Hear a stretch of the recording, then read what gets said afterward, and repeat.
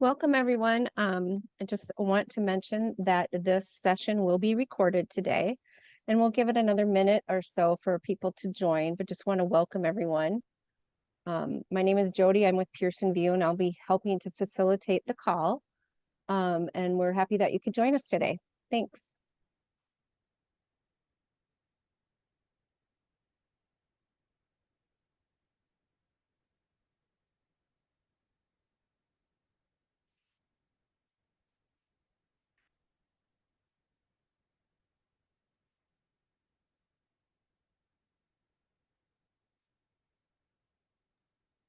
Okay, it looks like we have quite a few people that have joined in the last minute or so.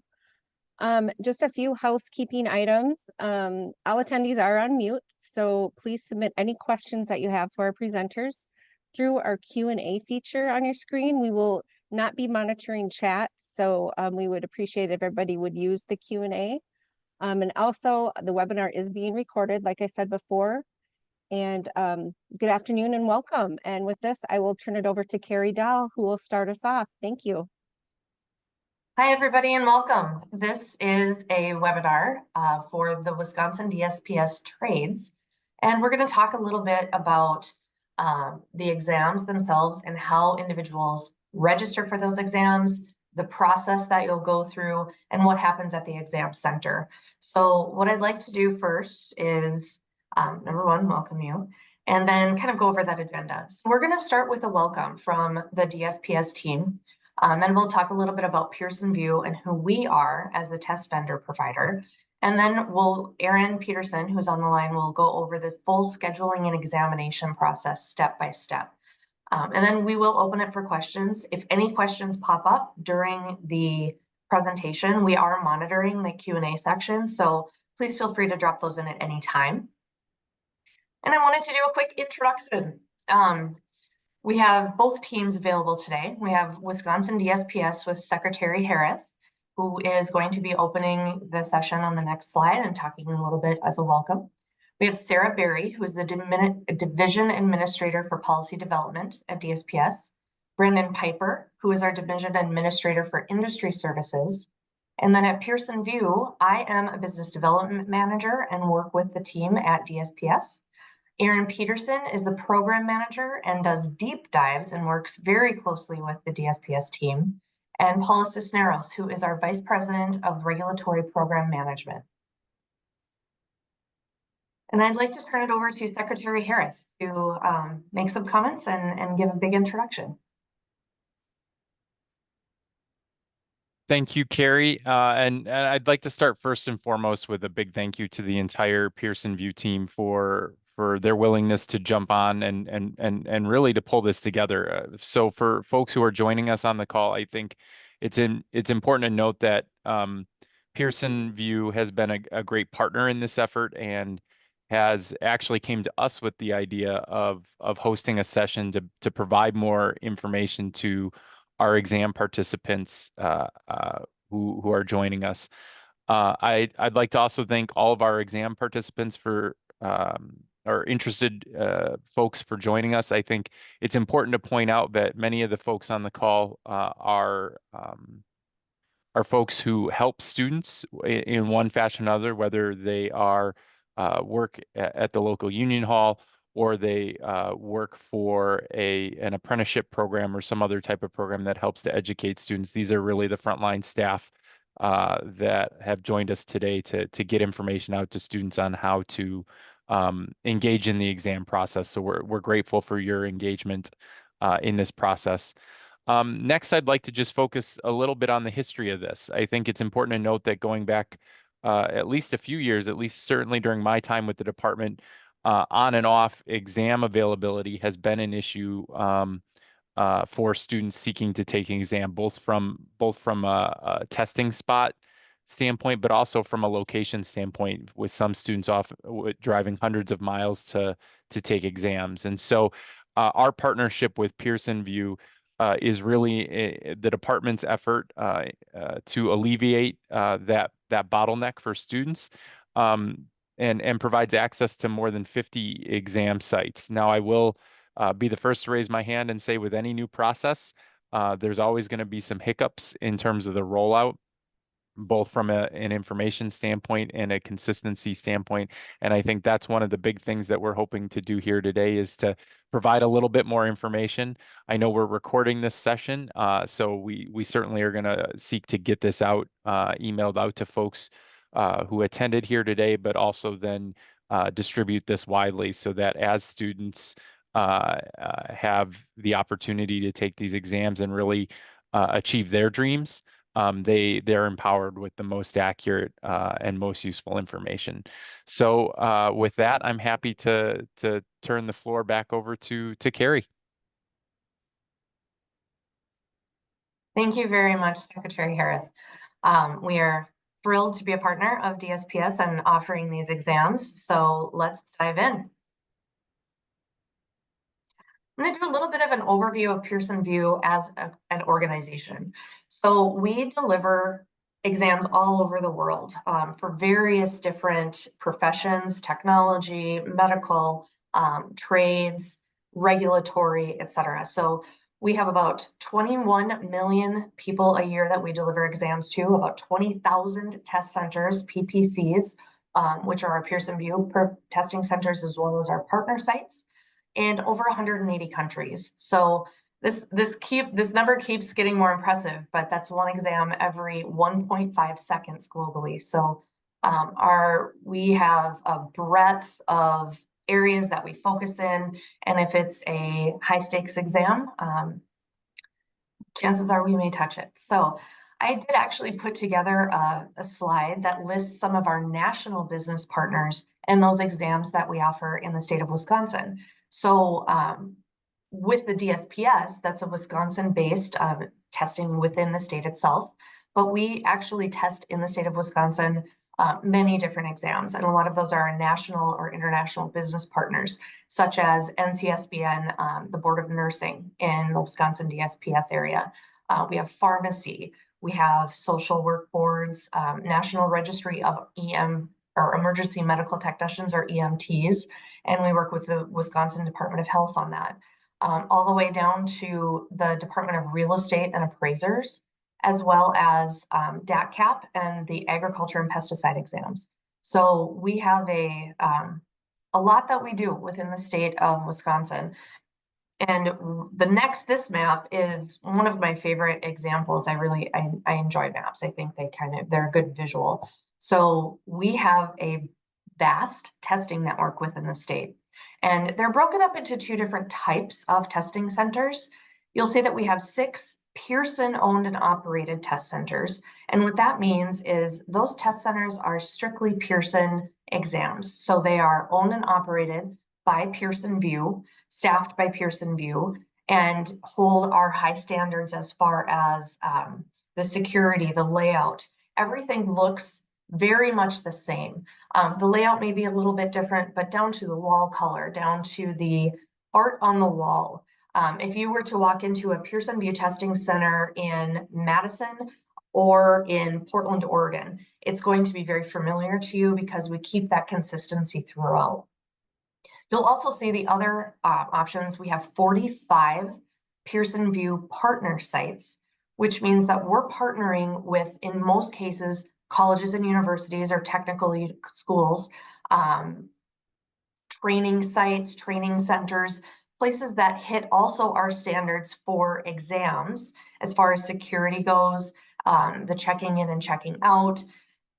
All of those have to maintain Pearson VUE standards to be partners, which does allow us to really hit the map like you're seeing. So we have, I think 51 is what we're looking at throughout the state of Wisconsin. And with the trades exam, we have different options. So there are exams that are restricted specifically to our Pearson owned and operated centers, which you can see here. And there's a handful of these exams. And the reason that they're in Pearson professional centers is because they're unique in the fact that they have physical printouts and plans that are handed to the individual testing. And that is not something that we can do with all of our test centers, but Pearson VUE test centers that's what we offer there, and that's why we have them. So I'm actually gonna have Erin jump in a little bit and talk about what that means, and which exams those would be. Thank you, Carrie. Good afternoon, everybody. So what it means is currently it's really the plumbing exams that require the graphics packets and things to be printed out and handed out to each candidate at the testing center. DSPS has to print these and distribute these to our testing centers for candidates, and that's why they're currently limited to the Pearson professional centers within the state of Wisconsin. With the plans, I know we had some hiccups at the beginning, but working with the DSPS staff, we have come to the agreement that highlighters and rulers are accepted for those plans. It makes the measurements much easier for everybody. So at this time, those are the restrictions pretty much just on the major plumbing exams is where we're seeing this. And I just wanted to mention on the previous map, outside of the restrictions on the plumbing exams and those that have plans, all of those test centers are available for all of the other exams through the trades program at DSPS. And I am going to, now we get into the good stuff. So I'm going to turn this over to Erin, and we're going to walk through the full scheduling and examination process, how an individual begins their application process all the way through the end. So we have a ton of screenshots here. I do want to make a note before we begin, anything where we have a hot link or a website link in the document, that will also be live for you once you receive this and can use it. Click through and get directly to where you need to be.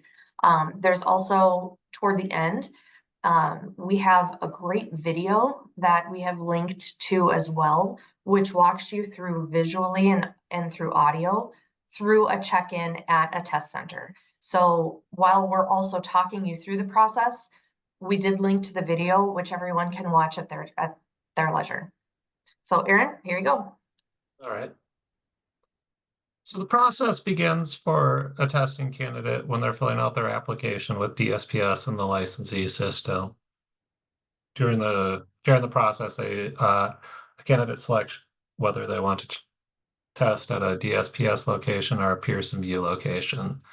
So when they select Pearson VUE location here, it's where Pearson VUE sort of starts the testing journey with a candidate. We can go to the next slide. And here's sort of a overview that we're going to go through of the candidate journey with Pearson VUE. We start at step 1, and that's DSPS sends exam eligibility over for a candidate, whether it's for an electrician exam, a plumber exam, whatever they might be. It comes through in a file exchange that we have set up with DSPS. When Pearson VUE receives the exam authorization, we send an email immediately to the candidate to the listed email address that they used for their licensee application. So very important that your students know that when they're creating an account, use an email address that you do check, because that's where all the information is going to be sent to. After they receive their exam eligibility email from Pearson VUE, they go into creating their testing account, scheduling their exam, taking their exam, and then after their exam, the test results are electronically sent back to DSPS. If they pass, the candidate has to go back in and work with DSPS and licensee to move forward. If they are not successful in their exam, they also have to go back into licensee to get an exam authorization. Currently, DSPS just sends one attempt per exam authorization. So now we're going to go through the steps in a little bit more detail here. So here's an example of the authorization to test email. It comes from, it's tough to see here, but when you get the slides, it's a Pearson VUE confirmation at e.pearson.com. The subject line is going to be authorization to test. The major points within there is there's a link to our Pearson VUE landing page for DSPS where a candidate can create their user testing profile. It also has the name as DSPS sent it to Pearson VUE and the Wisconsin DSPS Trades candidate ID. Both those pieces of information will be needed for account creation. It also says which exams they're authorized for it, it informs them that they have one attempt and what the authorization dates are. As you can see here, this one's May 31st, 2024 through the 31st of May, 2025. All right. And then after they click on the link within there, they're going to end up at, this is a very important page, so we're going to spend a little bit of time here. The DSPS trades landing page at pearsonvue.com is where all the information really will be, and where we'll update immediately when there's any changes to the program. You can see there's a banner towards the top of the screen if you look at the screenshot, where we can put important information as it comes down, whether it relates to, you know, a blizzard in January where there's no testing, to a major change with the exams. Within this page, they're going to be able to create their account here or come back and log in the future after they've already created an account. We have a candidate handbook here, which we'll describe a little bit more in another slide. Exam registration information. Before scheduling, they can look at different test centers in their area based off their area code, which exams DSPS offers. As Carrie mentioned, what to expect at a Pearson VUE test center, a little 3-minute video that shows them exactly what the check-in process is going to be like. Also, there's a link to accommodations on there. Okay, I think we can move forward. Also important to know that the landing page and scheduling through pearsonvue.com is mobile friendly. So you can go to pearsonvue.com, type in Wisconsin, and you see from the screenshots the different Wisconsin testing options come up. So you'd select trades and you'd be at the home page, as we just saw on the previous page. So I mentioned the candidate handbook will always be available online on the landing page. This is where we try to keep all the information about registering, scheduling, other important items that we feel will help a candidate. Within there too is reference items charts, so they know which items are allowed into the testing room. And it will always be updated. You'll see that there'll be a date on the front cover that will show you if anything's newer than the last time you looked. I think we can move forward. Carrie. Pearson VUE also has support for your candidates, testing for registering, scheduling, questions. We have live chat. Those are the hours. Web scheduling from the landing page, and then also a customer service line, and those are their hours in Central Time. Testing accommodations is available for testing candidates from the landing page. Again, they could click on testing accommodations and they can fill out a request to have special testing accommodations added to their account. They're going to have to complete an application and provide some supporting documentation. It does take typically about 10 business days for approval in this process, so it does take a little bit of time. So it will delay them at the start, because they can't schedule their exam until they have approved accommodations. All right, so now we're sort of getting back on the journey and off the landing page of clicking on create an account. From here, as I mentioned earlier in the authorization to test email, you're going to need your first name, last name, and candidate ID. I do suggest copying and pasting from the email. The candidate IDs are pretty lengthy to type in, and then you're going to go through the process, and there's going to be instructions to complete it as you go along the way. Now we're going to have screenshots here. Here's step one, is going to be, this is very important. Your name, the first name and last name have to match exactly what is on the authorization to test email. And there's the lengthy candidate ID that I was speaking to.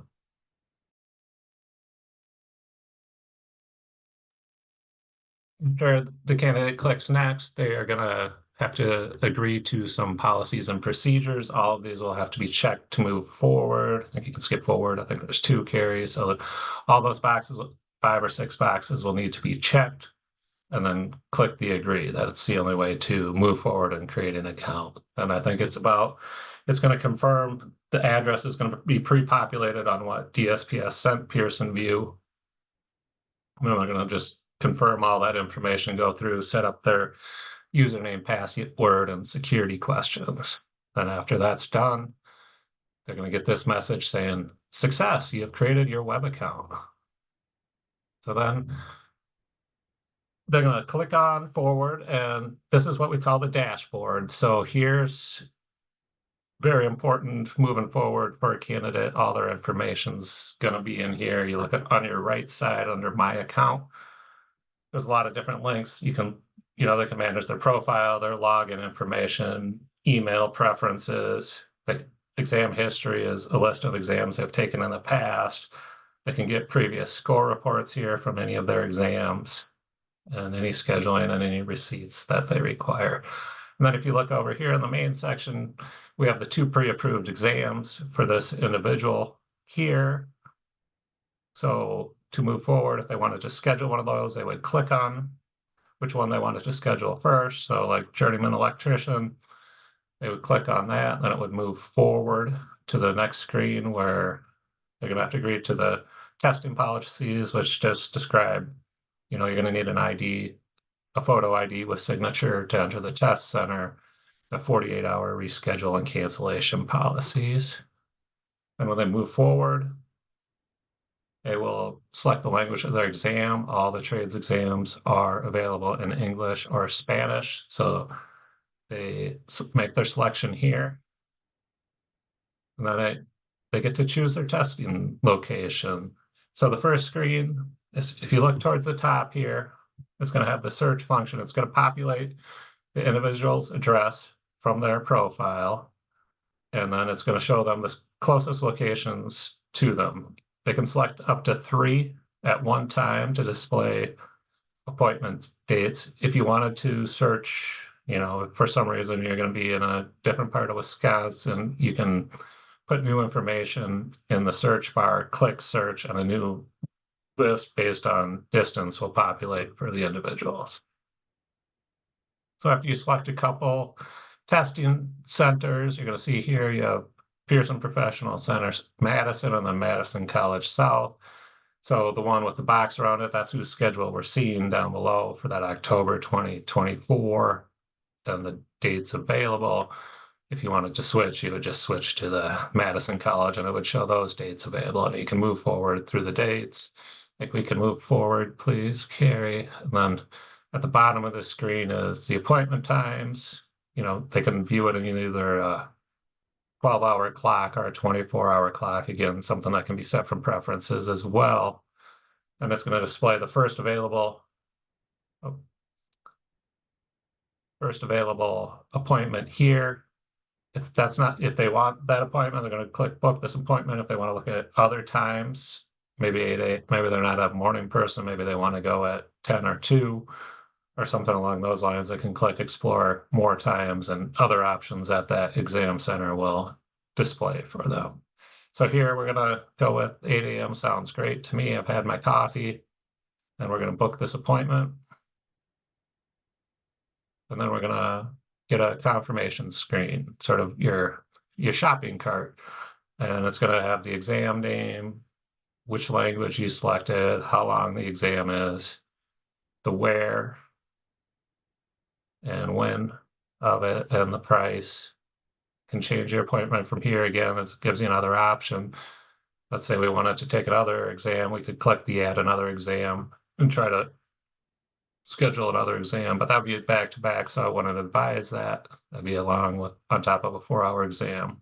So if this all looks good, you click proceed to checkout in the lower right corner, where you're going to get your due and be able to select either which credit card you want to use, or below the total in the blue, you see if they have a voucher, they can click that.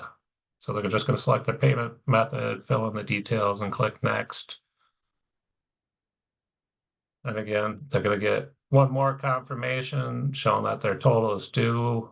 As it says at the top, this is an important one, almost there. Same thing when they reschedule appointment. This is where we see a lot of candidates stop thinking that, oh, I see it. I see the date has changed to what I want, or this is, but they actually have to submit the order down in the lower right corner. And then you get the nice message at the top saying you are booked, and an email confirmation with all the details has been sent, and this will show their email address there that it was sent to, and it's got again all the details there. And then I click the return to dashboard here to show you what a dashboard looks like. So now in the middle, it's changed to under schedule exam. It shows the 2 pre-approved exams again, but it also shows the upcoming test center appointment, which one you have scheduled with the date. So if you wanted to cancel or reschedule and it was outside of 48 hours, you could click on the journeyman electrician button. Can you move forward, please, Carrie? Oh, I feel like we skipped one there. It would, oh, there it is. I'm sorry, I missed that. On the right, it would have the reschedule and cancel options for them to click, and would cancel and just make them confirm, and a reschedule would have them go through the test center and date processes again. Standard registration policies for the candidates are 48 hours before their appointment. They need to cancel or reschedule if they cannot attend. If it's within 48 hours, they can call into our customer service line and create a case, and then they just will need to provide some documentation on why they couldn't make the exam. We're not too strict, if it's weather, we just ask for weather report from the web or something. Same thing with if a car accident happens that you can't get through traffic to get to your exam. We understand that happens, and we just need a little bit of proof. So the team will work closely with them as long as they call in and create a customer service case. And finally, they've been all scheduled, and it's maybe 24 hours later, maybe next week, it's exam time for them. So they're going to show up at their exam center on exam day. And, the first step will be to get admitted into the test center. At DSPS with Pearson VUE, we use one ID that has to be a photo signature bearing ID, so driver's license, passport, military ID, things of that nature. Has to match exactly what's on the registration. That's very important. Any name changes there? Oh, we can go back. Any name changes will have to take place with DSPS, since they send Pearson VUE the information. So if somebody gets married, divorced, anything of that nature, and their last name changed, that change will have to come through DSPS, who will send Pearson VUE the updated information.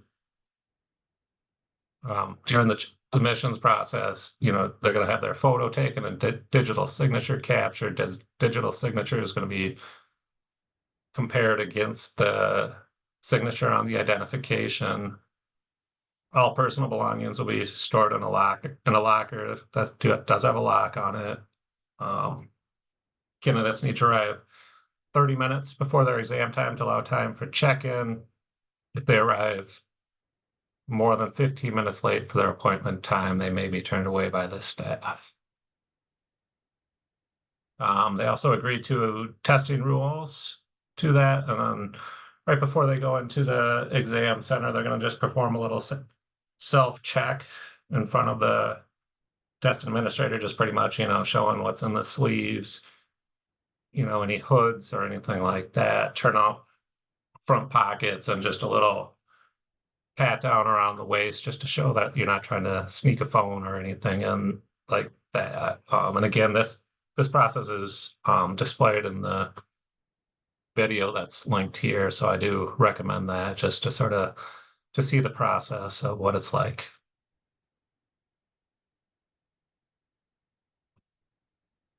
And I think we know a bit gone early on is what reference materials are allowed into exams. Excuse me. On the right side is, a couple examples of what would be on our chart. for the test administrators to allow into the exam. This list is provided to Pearson VUE by DSPS, so we're working back and forth as we hear of issues with the list at the test center, somebody not being able to bring something in. Pearson VUE works with DSPS to get the list updated. I think the source of truth should always be what can be found on the DSPS website for approved material. And if anybody feels they weren't permitted to bring the correct items in, again, they should call our customer service line and create a customer service case so we can investigate that further and follow up with staff as needed. Because currently, the staff will verify the books brought in, the binders brought in, the codes brought in versus the approved list of reference materials. At the end of every exam, each candidate will always get a score report as well. This will be whether they pass or fail the exam. They have some basic information on a pass, on what the next steps are, same on the failing report. The failing will also provide the Pearson VUE reservation line number and things of that nature. And those score reports are also the ones that they can get from their dashboard within their Pearson VUE testing profile. Anybody that wants to authenticate a score report, at the bottom is a link to this website here where you can put in the registration number and the validation number, and it'll tell you if it's a valid exam. And then, just a couple things about exam deliveries with Pearson VUE. On the right side, I just was showing just sort of some exams delivered since we started with DSPS here, and you can see we're trying to, I think, almost 860 candidates have come through and tested, so that's great. Just trying to provide more options for and quicker turnarounds for them. Once Pearson VUE receives an authorization, a candidate can begin that scheduling profile creation and scheduling process, and they could have an exam for tomorrow if they started that process today, if there was any availability at the testing center. Again, all the exams can be taken in English or Spanish.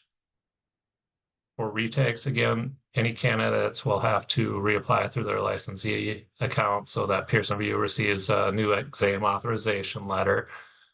When we receive the new authorization, we'll send the new letter to the email to the testing candidates, and they'll just have to log into their already created profile. They won't have to go through the setup steps again because they'll have the profile already with the authorization in it. Important to remember too that official exam reviews are available for each exam. It is a separate fee for the candidates, and they need to schedule an exam review prior to scheduling a new appointment for the same exam. So if they were unsuccessful, and they can only review an unsuccessful attempt, they can't review a past exam. If they're unsuccessful, they should schedule the review first prior to scheduling their new appointment. Hey, Aaron, I'm going to Yeah. interrupt for just a second. We have Sure. the Q&A is kind of blowing up. So we'll take a pause in the registration and delivery to get through some of these questions. A lot of them have to do with references and the reference materials that are allowed to be brought in. Not surprising. So if you could go back, I don't believe that the graphic that you had was displaying a full list of the reference material. I think it was just there for artistic purposes.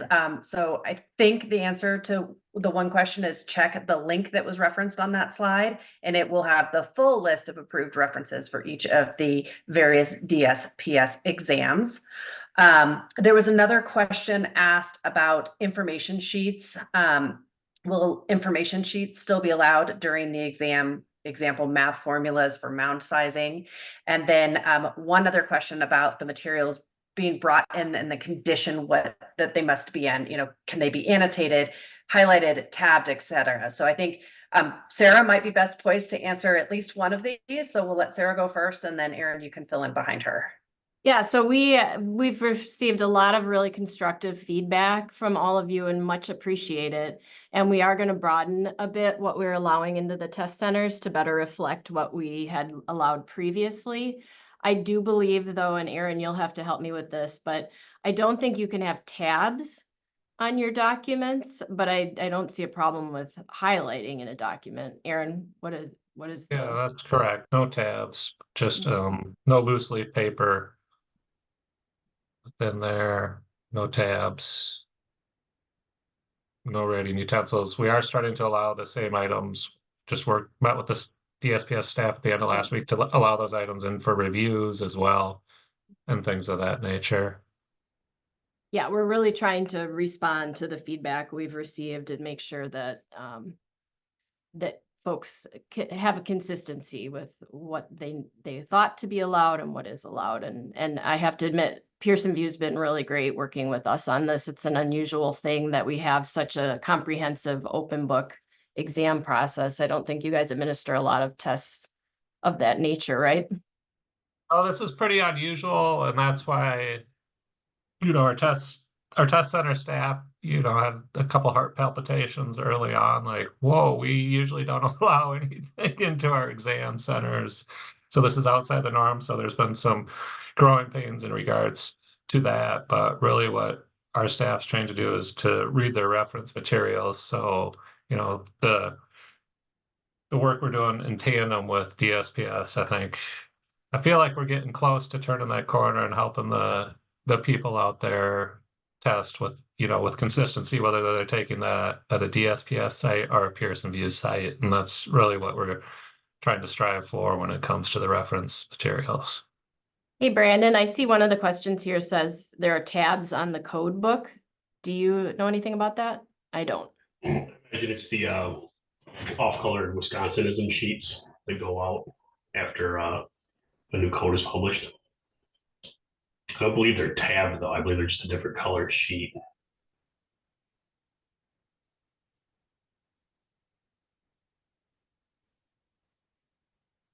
Okay, well, we want to be sure we're giving the right information here. Yeah. Yeah, I think the important thing is we're not looking for we're looking for you to not have movable tabs.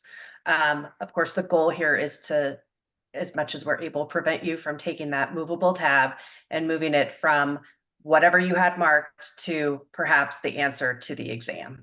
Because we don't want that information leaving our test center. So removable tabs, things like the sticky notes or I have my favorite ones that I use that are actual long kind of Post-it notes that have tabbies at the end.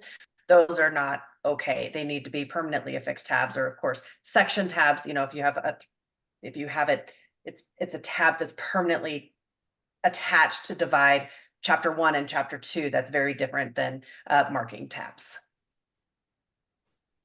Brandon, can you speak to this question here about the tabs coming in the code book? I mean, I could envision that would be an issue.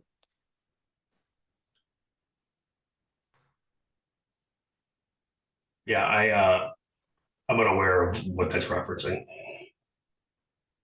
Okay, well, we'll need to follow up on this then. Yep. And we have everybody's contact info, so we will certainly follow up after the Absolutely, meeting. we can provide some clarity on this after the call.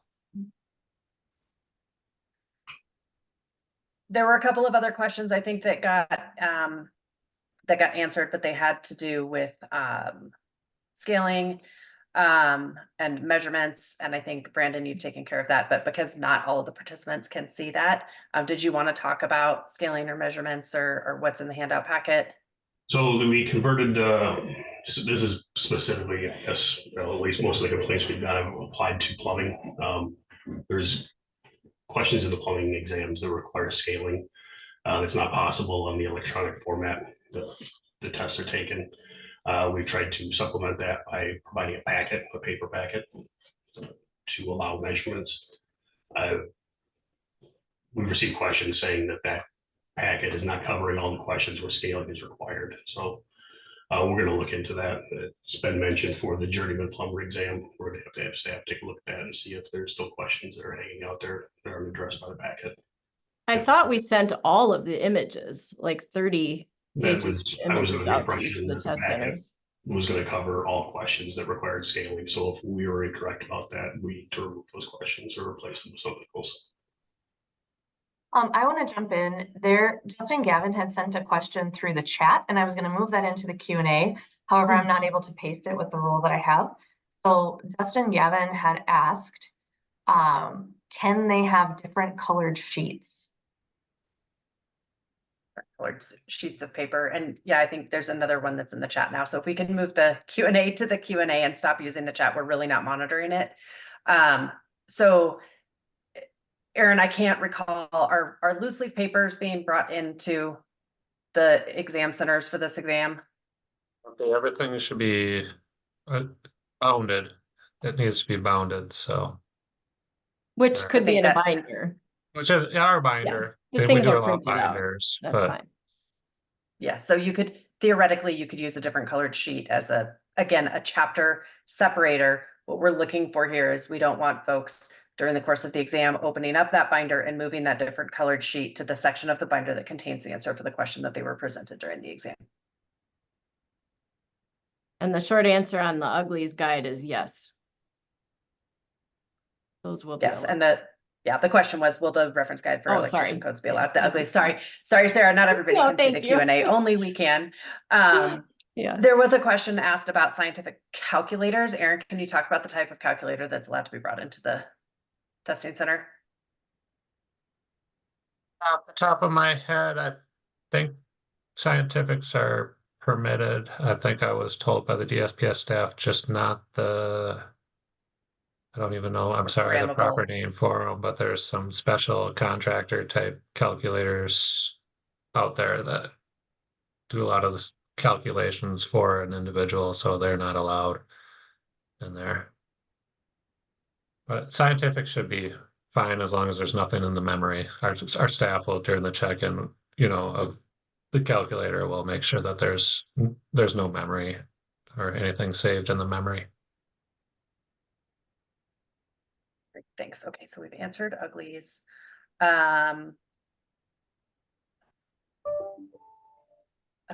We answered the scientific calculators. One of our participants brought up that the NEC codebook has optional tabs that many electricians purchase that can be placed throughout the book, and they use them as a reference. They are movable tabs. Those would not be acceptable for testing in a Pearson VUE test center if you've used those movable tabs.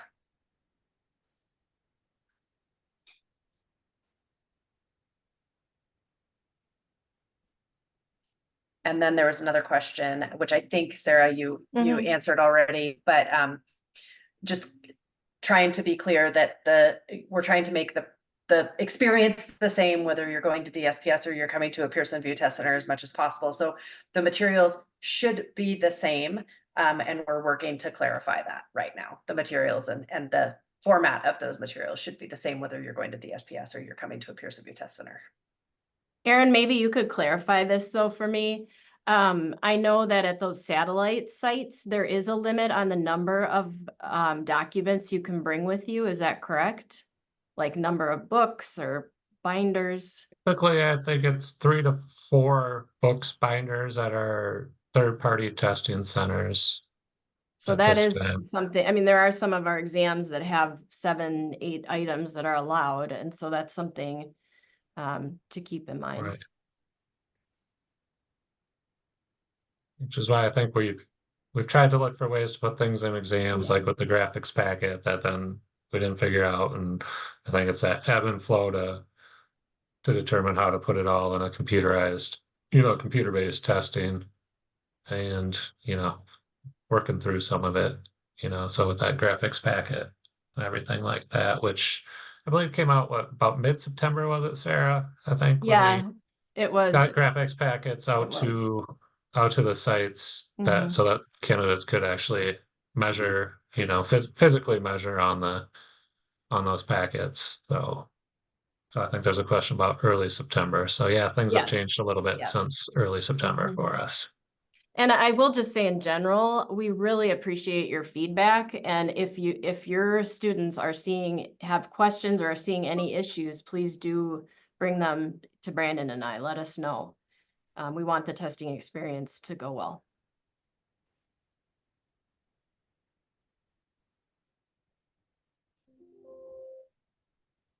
I see the questions are winding down. I don't know, Erin, Carrie, Sarah, Brennan, if we had any more pre-planned content. If we don't, then I would just encourage folks to, I'll do last call for Q&A. If anybody has any questions, go ahead and throw them in the chat and we'll try and answer them. Otherwise, I'll turn it over to you guys for closing.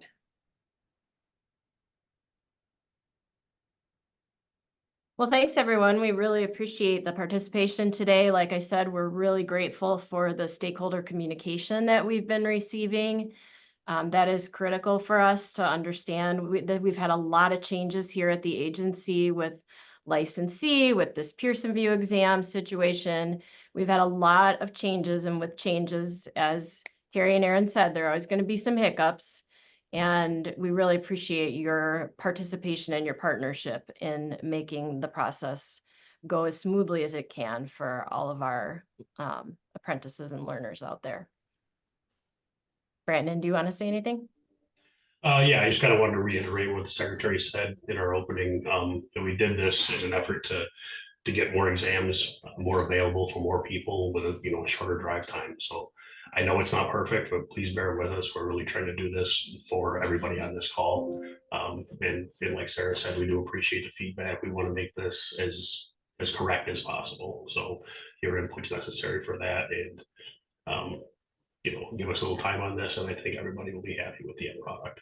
So we appreciate it. Well, thanks, Pearson VUE. We really appreciate you offering to put this on and putting it on for us today. Like I said, it's great to have this partnership with you, and it's been really great, really good to offer students more options for their exams. And thank you. It's been wonderful getting these out and getting them into the test centers out into the world. So we're really excited about this. I think we just had one. We have more questions. Don't run away Yep. yet. All we had to do was threaten to close and people came out. I love it. Bring them on.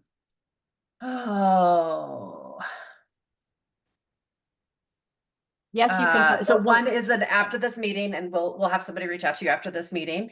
And then the other one has to do is a suggestion about conflicts and code sections. And so I think we can take that offline and talk about that as well. But both great comments. Thank you. Well, I would, if I may just say something, someone's asking if there are 7 or 8 code sections, can you put them all into one binder? That's fine. Yeah. That's absolutely fine. We would recommend that from a space perspective too. Yeah. If they're coming into a testing center, as Carrie said, the dimensions are the same everywhere, and they're not necessarily made for nine reference items. So if there's a way to limit, to cut it down for yourself, it's just going to be easier for the individual testing, and probably a lot less stress on them when some people already have plenty of stress on exam day already. So anywhere it can be minimized. Yeah, there was another question just added. Are candidates able to bring in rulers or scales? Allowed to use rulers when there's those physical exhibits handed out. Rulers and highlighters are allowed when Pearson VUE hands out the physical exhibits right now, like mainly the plumber exams and things like that. So that at the Pearson professional centers that are delivering those exams, yep, a ruler will be permitted in.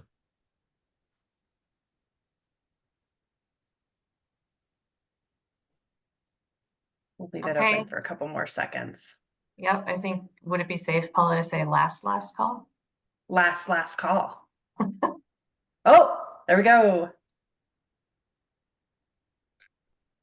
More of a thought than a question. Thank you for the suggestion, and the panelists will take it.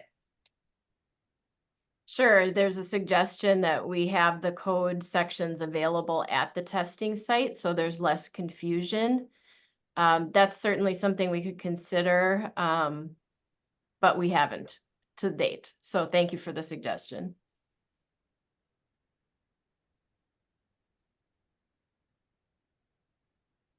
All right. So Last. Oh, construction calculator. That's it for the construction calculator. That's the one I was that I couldn't come up with the word for earlier. I was told, I reached out to DSPS and I was told not to permit that one into the exam centers. So that is on our not approved list. And someone's asking about where the approved lists will be. They'll be on our website as soon as we get it finalized, should be in the next day or so. But they'll be on the individual websites where it talks about what you can bring to the exam. I think we're also going to do some sort of mass communication with folks just to clarify this issue because it's clearly been one.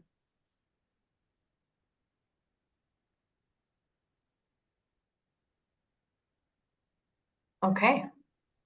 Okay. There is one additional, oh, I got the chat. That was just a thank you. Perfect. All right. I feel like we have come to the end of questions. Sounds good. Thank you, everybody, for coming. Thank you for setting aside the time, especially over the lunch period, which, you know, in Central Time, I'm in the same boat. So from 12 to 1, we really appreciate you being here and the questions that you have put forth. And we will, I believe that Sarah's going to be sending this out, or the team will be sending this out. And again, thanks so much for joining. Have a wonderful afternoon. Thanks, everyone.